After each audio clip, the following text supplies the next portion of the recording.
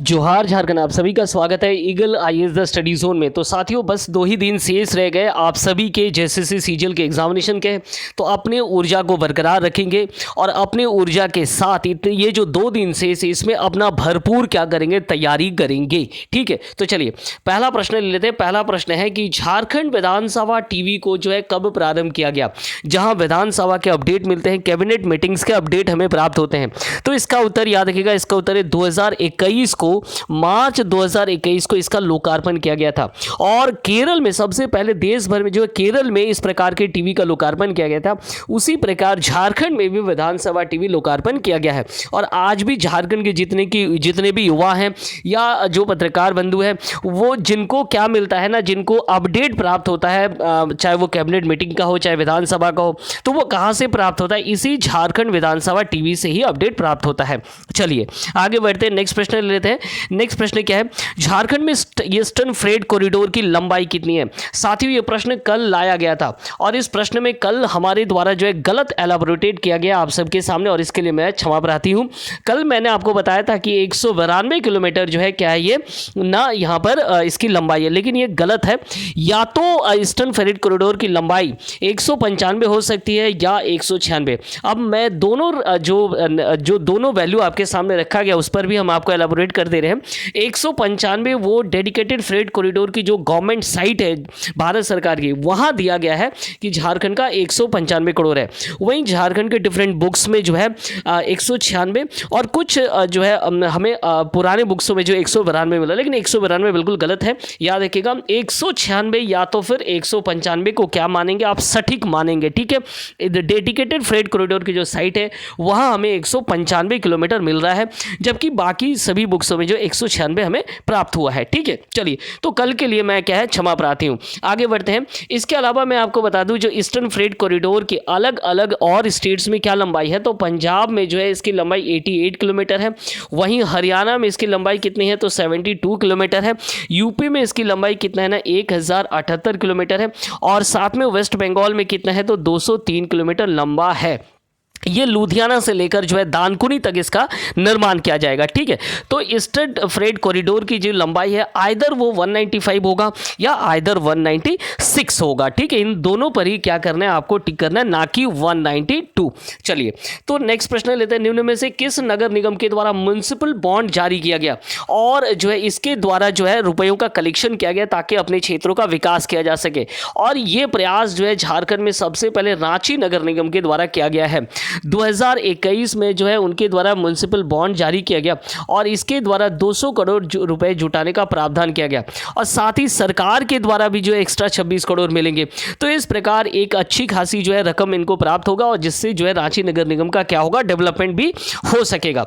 याद रखिएगा, सेबी के द्वारा 2015 में ही इस प्रकार का जो है नगर निकायों और नगर निगमों को क्या किया गया था ना, जारी कर दिया गया था, यह अनुमति प्रदान कर दिया गया था 2015 में कि वो क्या कर सकते हैं, अपने को लिस्टिंग कर सकते हैं और पैसों का कलेक्शन भी कर सकते हैं।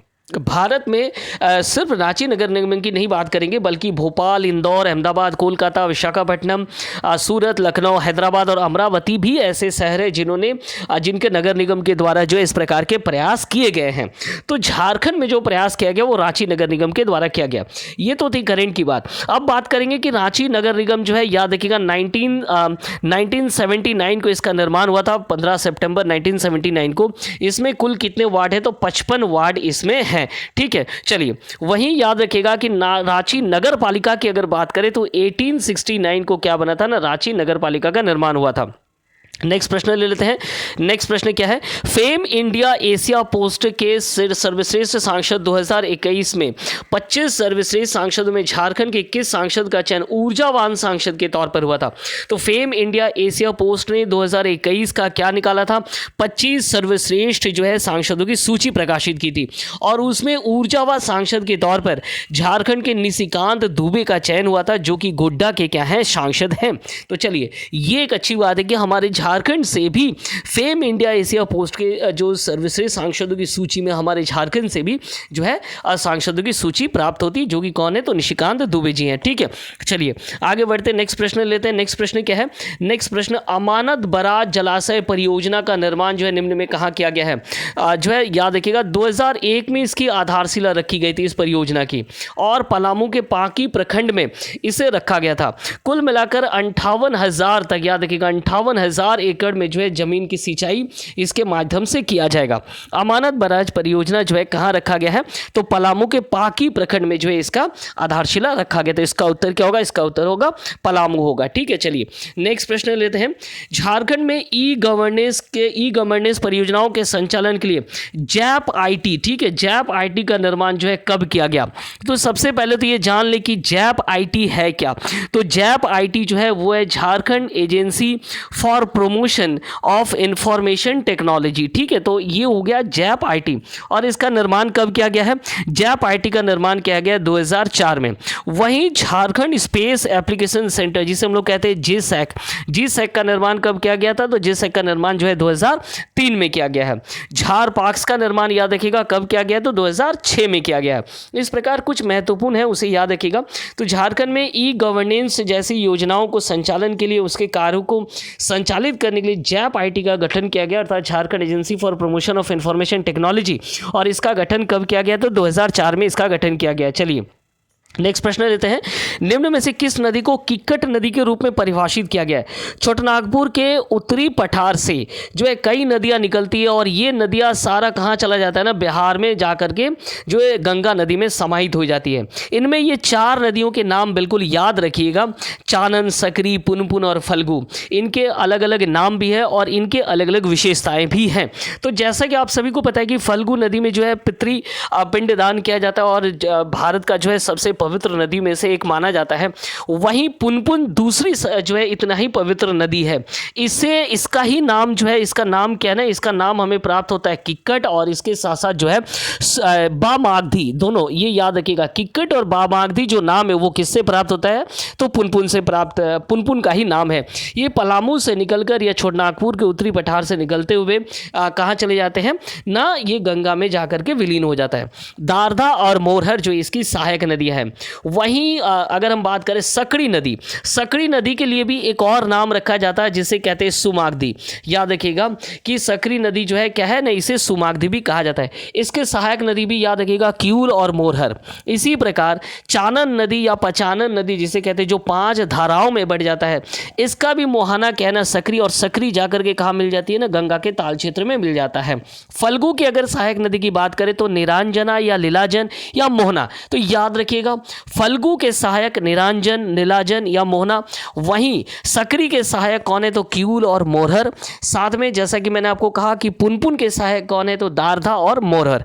पुनपुन के लिए किक्कट और बामागधी, वहीं सकरी के लिए क्या? सुमागधी। तो इस प्रकार ये सभी उत्तरी छोटानागपुर से निकल करके जो है बिहार से होते हुए कहाँ प्रवेश कर जाती है ना, जो है गंगा नदी में या गंगा नदी के क्षेत्रों में विलीन हो जाती है। ठीक है, चलिए नेक्स्ट प्रश्न लेते हैं।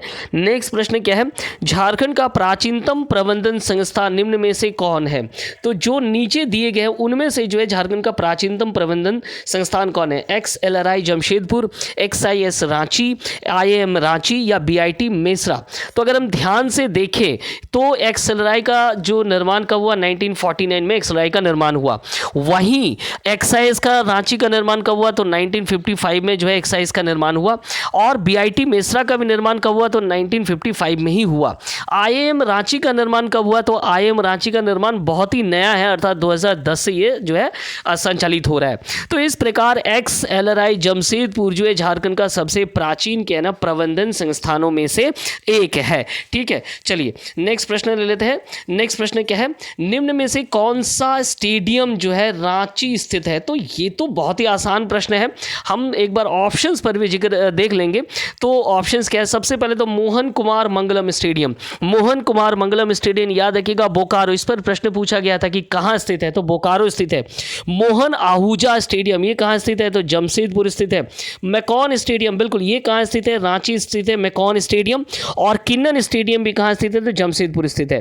तो इस प्रकार याद रखना है, मोहन कुमार मंगलम बोकारो, मोहन आहूजा हो गया जमशेदपुर, मैकॉन स्टेडियम, रांची में कई स्टेडियम है उनमें मैकॉन स्टेडियम बहुत फेमस है, और किन्नन स्टेडियम क्या है ना, जमशेदपुर में। चलिए नेक्स्ट प्रश्न ले लेते हैं, सैनिक स्कूल तिलैया का गठन कब किया गया, तो चलिए सिलसिलेवार से देख लेते हैं। सैनिक स्कूल तिलैया का गठन कब किया गया, तो 1963 में किया गया, ये कन्फर्म है। वहीं नेतरहाट स्कूल का गठन कब किया, आवासीय विद्यालय 1954। रांची विश्वविद्यालय यूनिवर्सिटी का गठन कब किया गया, तो 1960 में। 1981 में किसका गठन किया गया, तो बिरसा एग्रीकल्चर यूनिवर्सिटी का गठन किया गया 1981 में। ठीक है, चलिए नेक्स्ट प्रश्न ले लेते हैं, झारखंड टेक्निकल यूनिवर्सिटी का निर्माण जो है कब किया गया है। झारखंड टेक्निकल यूनिवर्सिटी जो कि 2011 के अधिनियम से बनी है, तो इसका 2011 या 10 के अधिनियम से बनी है, और इसके आधारशिला जो है 2016 में रखा गया था प्रणब मुखर्जी के द्वारा, राष्ट्रपति प्रणब मुखर्जी के द्वारा जो है नामकुम में इसकी आधारशिला रखी गई थी। ठीक है, तो याद रखिएगा इसका उत्तर क्या होगा, इसका उत्तर होगा 2016 इसका उत्तर होगा। चलिए नेक्स्ट प्रश्न ले लेते हैं, झारखंड में आदिवासी भाषा या देशीय भाषा के रक्षा हेतु या उसके वृद्धि और विकास हेतु जो है झारखंड भाषा साहित्य संस्कृति अखाड़ा का गठन किया गया। याद रखिएगा यहाँ पर अखाड़ा भी होगा। ठीक है, तो अखाड़ा का गठन कब किया गया, तो 2003 में जो है 2003 में याद रखिएगा 2003 में झारखंड भाषा साहित्य और संस्कृति अखाड़ा का जो है आंदोलन प्रारंभ हुआ, और 2006 में इनका प्रथम सम्मेलन आयोजन किया गया। तो इसका उत्तर क्या होगा, इसका उत्तर होगा 2003, जो कि देसी भाषाओं के विकास के लिए जो है इसका गठन किया गया था, अर्थात झारखंड भाषा साहित्य संस्कृति अखाड़ा का। ठीक है, चलिए आगे बढ़ते हैं, नेक्स्ट प्रश्न लेते हैं। नेक्स्ट प्रश्न क्या है, बिरजी देवी और राजेश्वरी देवी का संबंध जो है निम्न में से किस आंदोलन के साथ है, तो कई महिलाएं जो है सविनय अवज्ञा असहयोग आंदोलन से लेकर भारत छोड़ो आंदोलन तक जो है अलग अलग जितने भी आंदोलन उससे जुड़े हुए हैं, उनमें इन सब के नाम आपको याद रखने पड़ेंगे, जो कि प्रश्न के दृष्टिकोण से भी बहुत ही महत्वपूर्ण है एग्जाम के दृष्टिकोण से। तो बिरजी देवी और राजेश्वरी सरोज जो देवी है उनका संबंध किसके साथ है, तो उनका संबंध जो है भारत छोड़ो आंदोलन के साथ है। पलामू में जो है इनके द्वारा क्या किया गया था, भारत छोड़ो आंदोलन का नेतृत्व किया गया था। ठीक है, चलिए नेक्स्ट प्रश्न लेते हैं, इनकलाब सिपाही दल का गठन जो है किसने किया था, तो इनकलाब सिपाही दल का गठन जो है रामानंद तिवारी के द्वारा किया गया था। 60 सदस्यों को लेकर के जो है इसका गठन किया गया था, कहाँ, तो जमशेदपुर में। ठीक है, चलिए तो इसका उत्तर क्या है, तो इनकलाब सिपाही दल का गठन जो है रामानंद तिवारी के द्वारा किया गया है। नेक्स्ट प्रश्न क्या है, बिरसा मृग विहार, ठीक है, बिरसा मृग या हिरणों के लिए जो है प्राकृतिक प्रजनन केंद्र जो है कहाँ स्थित है, तो बिरसा मृग विहार जो वो कहाँ स्थित है, तो याद रखिएगा वो काला माटी में स्थित है। तो इसका उत्तर क्या होगा, इसका उत्तर याद रखना है आप सभी को, किसका उत्तर होगा, काला माटी। ठीक है, चलिए वहीं अगर हम बात करें और माझी में क्या है, तो और माझी में जो है बिरसा भगवान जैविक उद्यान है, बिरसा भगवान जैविक उद्यान। ठीक है, याद रखिएगा। इसके साथ साथ जो बोकारो में क्या है, तो जवाहरलाल नेहरू सिटी पार्क जो है वो कहाँ पर है, तो वो बोकारो में है। और मगर प्रजनन केंद्र कहाँ है, तो मगर प्रजनन केंद्र जो वो रुक्का में स्थित है। तो इस प्रकार जो हिरणों के लिए जो प्राकृतिक प्रजनन केंद्र है वो कहाँ स्थित है, तो कालामाटी खुट्टी में स्थित है। ठीक है, चलिए नेक्स्ट प्रश्न लेते हैं। नेक्स्ट प्रश्न क्या है, निम्न में से किस जिले में सबसे अधिक पंछी विहार पाया जाता है, कोडरमा, साहिबगंज, बोकारो या सरायकेला खरसावा। तो इसका उत्तर देख लेते हैं एक एक करके कि किस जिले में सबसे अधिक पाया जाता है। तो सबसे पहले याद रखिएगा कोडरमा में क्या पाए जाते हैं, तो तिलैया पाए जाते हैं कोडरमा में। वहीं बोकारो में क्या पाए जाते हैं, दो हैं, एक तो तेनुघाट हो गया, दूसरा क्या हो गया, चंद्रपुरा। सरायकेला खरसावा में क्या है, तो ईचागढ़ पंछी विहार है। और साहिबगंज में भी एक है, उधवा पंछी विहार है। तो सबसे अधिक कहाँ प्राप्त हो रहा है, तो दो प्राप्त हो रहे हैं। तो बोकारो में सबसे अधिक हमें क्या प्राप्त हो रहे हैं ना, पंछी विहार प्राप्त हो रहे हैं। ठीक है, चलिए नेक्स्ट प्रश्न देख लेते हैं। नेक्स्ट प्रश्न क्या है, तपकड़ा जलाशय परियोजना जो है कहाँ है, तो तपकड़ा जो जलाशय परियोजना है वो गुमला और सीमडेगा की संयुक्त परियोजना है। गुमला और सीमडेगा की दो संयुक्त परियोजनाएं हैं, एक तो याद रखिएगा तपकड़ा और दूसरा क्या है, राम रेखा। तो इसका उत्तर क्या होगा, इसका उत्तर होगा गुमला। चूंकि संयुक्त रूप से मैंने नहीं दिया है तो गुमला ही इसका ऑप्शन होगा। तो तपकड़ा और राम रेखा गुमला और सीमडेगा की क्या है, संयुक्त परियोजना है। चलिए अब देखते हैं संयुक्त परियोजना परियोजना पर ही प्रश्न है। बक्सा जलाशय परियोजना का संबंध निम्न में से किस समूह के साथ है? चलिए, गुमला एवं सीमटेका, कोडरमा एवं हजारीबाग एवं चतरा, और इसके साथ साथ जो है देवघर एवं जो है जामताड़ा। तो इसका उत्तर पहले देख लेते हैं। बक्सा का संबंध जो है वह हजारीबाग और चतरा के साथ है। गुमला और सीमटेका के साथ जैसे मैंने आपको कहा कि तपकड़ा और जो है रामरेखा परियोजना है। कोडरमा और हजारीबाग के साथ कौन सा है? तो पंचखेड़ो, याद रखिएगा, ये कोडरमा और हजारीबाग की संयुक्त परियोजना है।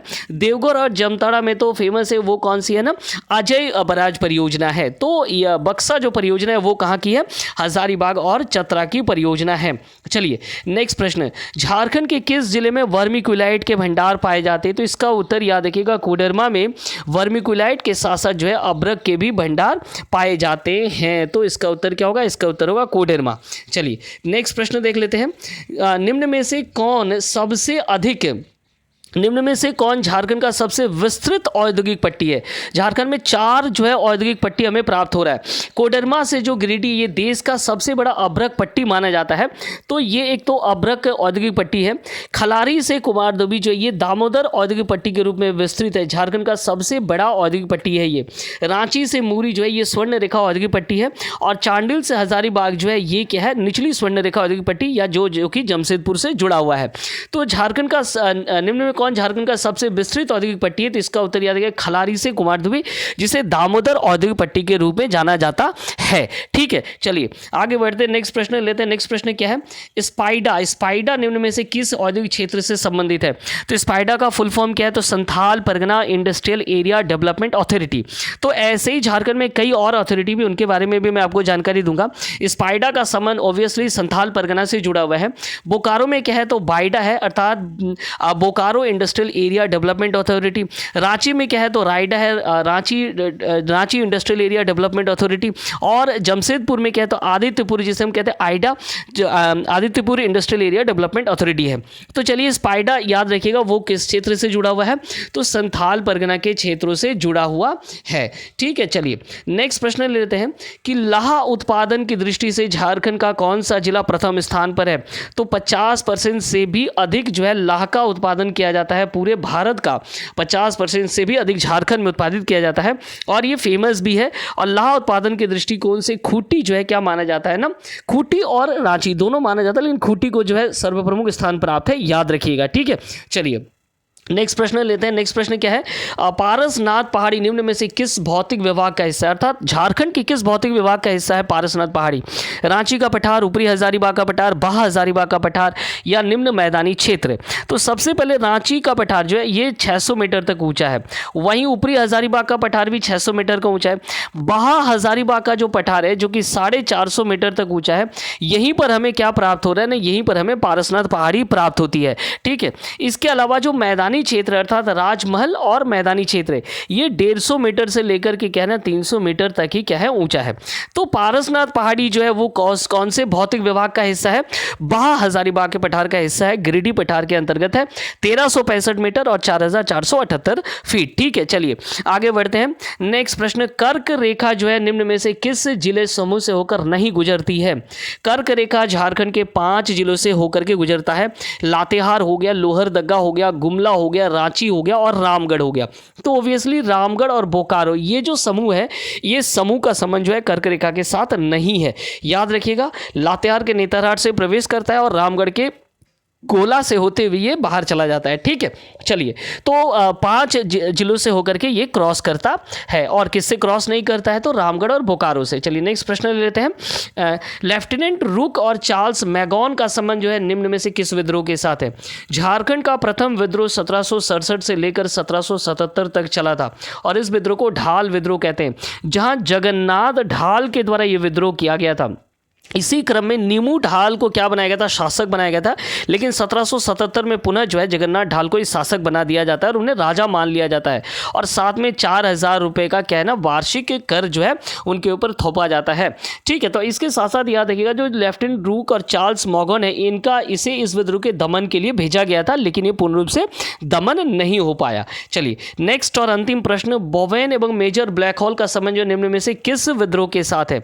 तो इनका संबंध याद रखिएगा रखिएगा, इनका संबंध जो है कोल विद्रोह के साथ है। सिंहभूम में कोल विद्रोह के जो दमन जो किया गया था वो किसके द्वारा किया गया था, तो बॉवन और बॉवन के साथ साथ जो है मेजर ब्लैक होल, और इस विद्रोह का जो लड़ाका महाकोल विद्रोह का नेतृत्व बुद्धू भगत के द्वारा किया गया था सिल्ली के क्षेत्र में। ठीक है, हालांकि ये विद्रोह झारखंड के अलग अलग क्षेत्रों में फैला है, हजारीबाग के क्षेत्रों को छोड़ करके बाकी क्षेत्रों में इसका असर हमें देखने को मिलता है। तो चलिए ऐसे ही महत्वपूर्ण प्रश्नों के लिए हमारे साथ बराबर जुड़े रहिएगा eagle IAS the study zone में। तो साथियों, जैसा आप सभी को ज्ञात हो रहा है कि बहुत जल्द जो है जेपीएससी के क्या आने वाले हैं ना, नोटिफिकेशन मिलने वाले हैं, और आई होप कि आप सभी हमारे साथ जुड़े रहे। यहाँ आप सभी को जेपीएससी के लिए भी क्लासेस मिल जाएंगे। तो बहुत बहुत धन्यवाद आप सभी का हमारे साथ जुड़ने के लिए।